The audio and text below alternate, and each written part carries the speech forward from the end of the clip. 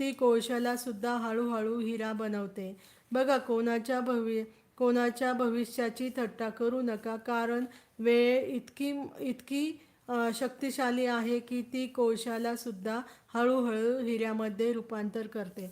प्रत्येकावर वेळ येत असते. कोणाच्या वर्तमान चाललेल्या भविष्यकाळावर कधीही हसू नका, कारण भविष्यकाळ हा थोड्या वेळाने बदलून जाणार आहे आणि त्या ठिकाणी त्याचा वर्तमान काळ पण येत असतो. त्यामुळे तुम्ही ज्या वेळेला आपण कोळशाचे रूपांतर सुद्धा हिऱ्यामध्ये झालेले बघता, कोणाची आत्ताची परिस्थिती बघून त्या व्यक्तीला कधीही थट्टा उडवू नका, कारण थोड्याच दिवसाने त्याचे पण दिवस बदलतात आणि तो पण व्यक्ती बदलून आपल्या आपल्या परिस्थितीवर मात करून तो पुढे गेलेला असतो. त्याचे कोळशाचे हिऱ्यामध्ये रूपांतर झालेले असते.